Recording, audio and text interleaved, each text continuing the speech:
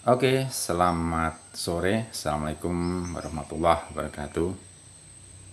Masih menanggapi soal akibat atau istilahnya efek dari klarifikasinya Mas Iyun kemarin ya. Sekarang kita banyak melihat video-video yang membuang atau merobek gambar Fauzana, baik itu di mobil ataupun di angkot ya, mobil pribadi maksudnya, atau di angkot ataupun di truk ya. Banyak sekarang yang intinya kayak pergerakan masif gitu ya. Ya ini kalau menurut saya justru malah menambah sakit hatinya orang tuanya Fauzana. Dan yang paling sakit ya Fauzananya. Ya mungkin itu tujuannya Mas Yun. Tujuannya Mas Yun nggak tahu. Tapi ya kasihan aja sama Fauzananya. Dan kayaknya ini hubungan nggak bisa diperbaharui lagi. Sudah keterlaluan ini menurut saya. Ibaratnya Fauzana sudah memberikan ruang, sudah memberikan tempat, silahkan datang ke rumahku, bawa aku atau jemput aku, tanyakan sama orang tuaku. Tapi malah dengan klarifikasi yang menyudutkan orang tua Fauzana. Bahkan dari Sobat Ngarit pun berasumsi kalau Fauzana itu tidak tulus, sehingga menyebabkan mereka kayak anti Fauzana. Fauzana tidak berjuang, intinya begitu, tidak tulus. Lah yang seharusnya berjuang lah Mas Yun toh. Coba kita lihat sejauh mana perjuangan Mas Yun selama ini. Ayo. Masa ya apa yang dikatakan Fauzana itu benar, masa perempuan yang datang duluan? Kan setidaknya Mas Yun itu datang dulu ke rumahnya Fauzana, meminta baik-baik, boleh apa enggak? Begitu loh maksudnya. Ya jangan salahkan Fauzana lah kalau kita mau menjadi pendengar apa itu penikmat, istilahnya penggemar, mengidolakan seseorang itu ya jangan begitu. Itu namanya menimbulkan permusuhan. Menimbulkan permusuhan itu kalau menurut saya. Ya ini semua ya gara-gara apa? Ibaratnya begini loh. Kalau orang Jawa kan bilang gini, ing ngarsa sung tulodo, ngono kae lho. Dadi lek ning ngarep ki dadi contoh. Kalau di depan jadilah contoh. Artinya apa? Kita berkata itu kalau jadi pemimpin itu ya harus jelas supaya tidak terjadi kesalahpahaman. Kayak kemarin klarifikasi Mas Iyun itu kurang jelas, kurang detail. Bahkan sampai komentar pun dimatikan. Itu bagaimana menurut saya, Pak? Tapi semua itu ya mungkin ya itulah rencananya Mas Yun, kan dia suka main kartu-kartuan kan, suka permainan kan, ya mungkin itu permainannya Mas Yun. Dan sekarang dia ibaratnya beginilah, dia itu tidak mau ngalah, istilahnya tidak mau mengalah, karena walaupun salah tetap benar begitu loh menurut saya itu. Jadi ya harus terima resiko. Apa resikonya? Resikonya ya ditinggalkan. Jadi Sobat Ngarit pun sekarang sudah pecah.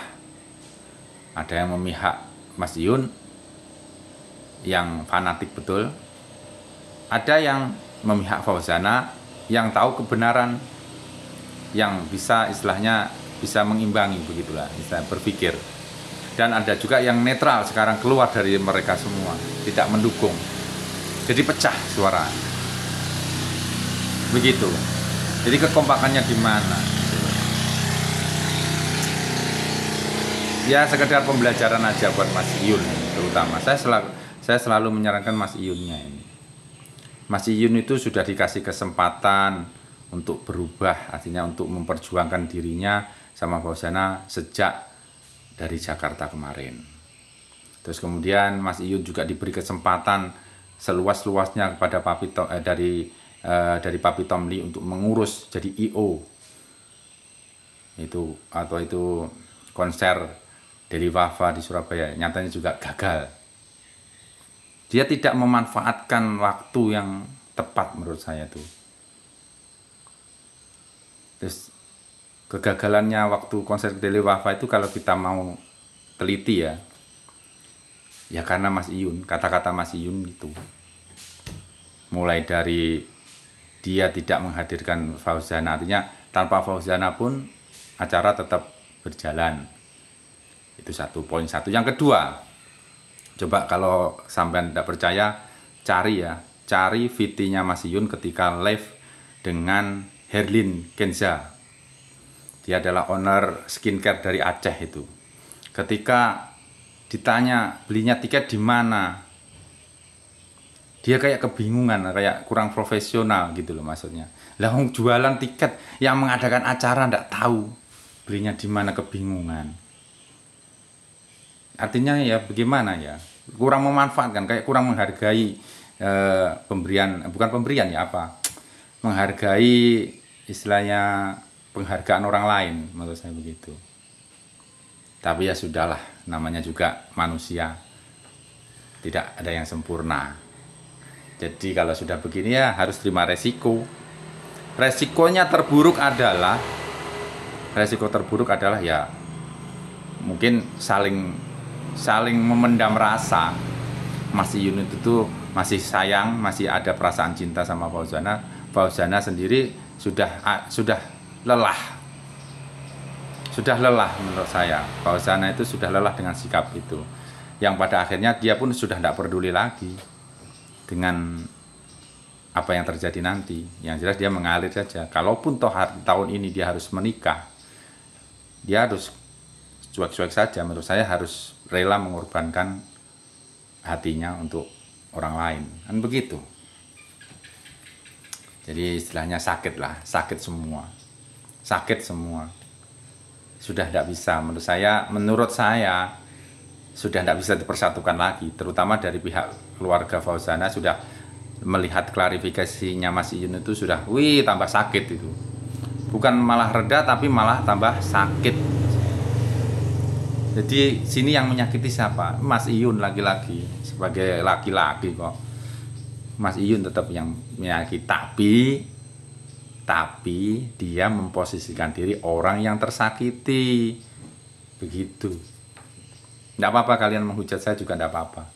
Tapi memang itu realitanya, memang kenyataan seperti itu. Jadi, tapi saran saya lah, ini masih saran aja lah. Kalaupun pisah dengan baik-baik lah ya. Jangan bermusuhan gitulah. Oke? Jadi siapapun yang sukses nanti kita lihat ke depannya. Saya yakin mereka orang-orang hebat. Fauzana tanpa Iyun pun hebat. Iyun pun tanpa Fauzana juga hebat. Mereka orang-orang hebat. Kita support mereka berdua. Jangan sepihak jadikan timbul permusuhan. Oke? Terima kasih.